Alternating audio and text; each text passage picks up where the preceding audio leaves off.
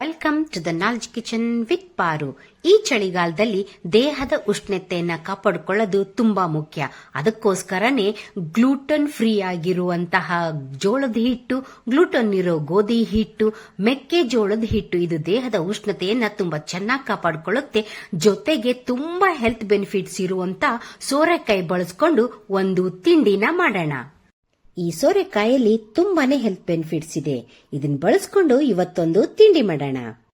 ಈ ಸೋರೆಕಾಯಿ ತಿನ್ನಲ್ಲ ಅಂತ ಹೇಳೋ ಮಕ್ಕಳ ತಾಯಂದ್ರಿಗೆ ಇದು ಒಂದು ಸೂಪರ್ ಹೆಲ್ದಿ ಡಿಲಿಷಿಯಸ್ ಫುಡ್. ಸೋರೆಕಾಯಿನ ಮೊದಲು ಸಿಪ್ಪೆ ತೆಗೆದುಕೊಳ್ಳೋಣ. ಅದ್ರ ಹಾಗೇನೆ ಇಲ್ಲಿ ಕ್ಯಾರೆಟ್ ಕೂಡ ಸಿಪ್ಪೆ ತೆಗೆದು ಎತ್ತಿಟ್ಕೊಳ್ಳೋಣ. ಇವಾಗ ನಾವು ಇದನ್ನ ಒಂದು ಗ್ರೇಟರ್ ಸಹಾಯದಿಂದ ಚೆನ್ನಾಗಿ ತುರಿದುಕೊಳ್ಳೋಣ. ತುರಿದುಕೊಂಡು ಕ್ಯಾರೆಟ್ ಮತ್ತೆ ಎರಡನ್ನು ತುರಿದುಕೊಂಡು ಎತ್ತಿಟ್ಕೊಳ್ಳೋಣ. ಇವಾಗ ನಾವು ತುರಿದುಕೊಂಡಿರೋ ಮಿಶ್ರಣದಲ್ಲಿ ತುಂಬಾ ನೀರಿನ ಅಂಶ ಇರೋದ್ರಿಂದ ಅದನ್ನ ನಾವು ಹಿಂಡಿ ಆ ನೀರನ್ನ ಸಪರೇಟ್ ಆಗಿ ಎತ್ತಿಟ್ಕೊಳ್ಳೋಣ. ಆ ನೀರನ್ನು ಕೂಡ ನಾವು ನೆಕ್ಸ್ಟ್ ಬಳಸ್ತೀವಿ. ಕ್ಯಾರೆಟ್ ಕೂಡ ಹಿಂಡ್ಕೊಂಡು ಸೈಡಿಗೆ ಈ ಮಿಶ್ರಣವನ್ನ ಎತ್ತಿಟ್ಕೊಳ್ಳೋಣ.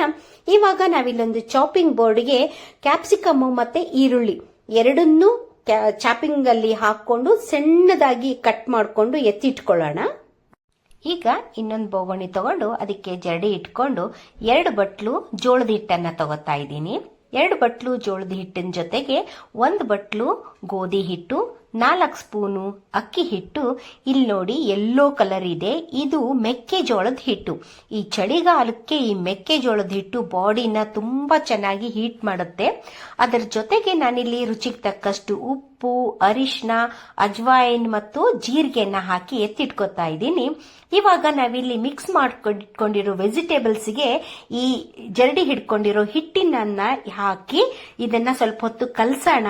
ಕಲ್ಸದಾದ್ಮೇಲೆ ನಾವೇನ್ ಎತ್ತಿಟ್ಕೊಂಡಿದ್ವಲ್ವಾ ರಸ, ಅದನ್ನ ಹಾಕಿ ಇದರ ಜೊತೆಗೆ ಇನ್ನೂ ಸ್ವಲ್ಪ ನೀರು ಎಷ್ಟು ಬೇಕಾಗುತ್ತೆ ಅಷ್ಟು ನೋಡ್ಕೊಂಡು ದೋಸೆ ಹಿಟ್ಟಿನ ಕನ್ಸಿಸ್ಟೆನ್ಸಿ ಬರಬೇಕು ನೋಡಿ. ಈ ತರ ಬರೋವರೆಗೂ ಹಿಟ್ಟನ್ನ ಚೆನ್ನಾಗಿ ಕಲಸಿ ಎತ್ತಿಟ್ಕೊ.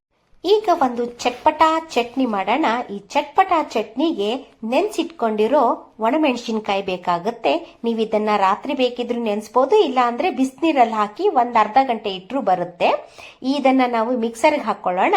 ನೆಕ್ಸ್ಟ್ ಒಂದಿಷ್ಟು ಒಣ ಕೊಬ್ಬರಿ, 1-2 ಖರ್ಜೂರ, ನೆನ್ಸಿಟ್ಕೊಂಡಿರುವಂತ ಪುಟಾಣಿ, ಜೊತೆಗೆ ಜೀರಿಗೆ, ಬೆಲ್ಲ, ಬೆಳ್ಳುಳ್ಳಿ, ಹಸಿಮೆಣಸಿನ್ಕಾಯಿ, ಜೊತೆಗೆ ಒಂದಿಷ್ಟು ಕೊತ್ತಂಬರಿ ಸೊಪ್ಪು.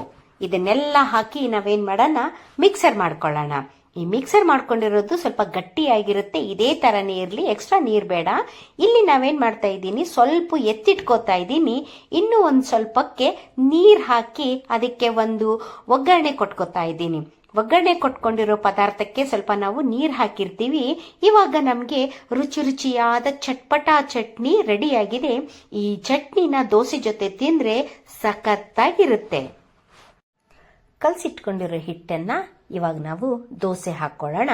ದೋಸೆ ಹಂಚಿಗೆ ದೋಸೆ ಯಾವ ತರ ಹಾಕ್ತೀವೋ ಅದೇ ತರ ದೋಸೆ ಹಾಕಿ ಅದನ್ನ 2 ನಿಮಿಷ ಹುಗಿನಲ್ಲಿ ಬೇಯೋದಿಕ್ಕೆ ಮುಚ್ಚಳ ಮುಚ್ಚಿಡೋಣ. ನೆಕ್ಸ್ಟ್ ಅದಕ್ಕೊಂದು ಸ್ವಲ್ಪ ಎಣ್ಣೆ ಹಾಕಿ ಹೊಳಸಾಕಿ ಬೇಯಿಸ್ಕೊಳ್ಳೋಣ.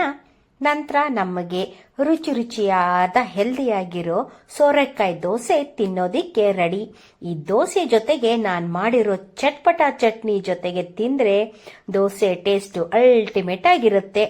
ಜೊತೆಗೆ ಈ ದೋಸೆಗೆ ತುಪ್ಪ ಹಾಕೊಂಡು ತಿಂದ್ರಂತೂ ಬಾಯಲ್ಲೆಲ್ಲ ನೀರ್ ಬರ್ತಾ ಇರುತ್ತೆ.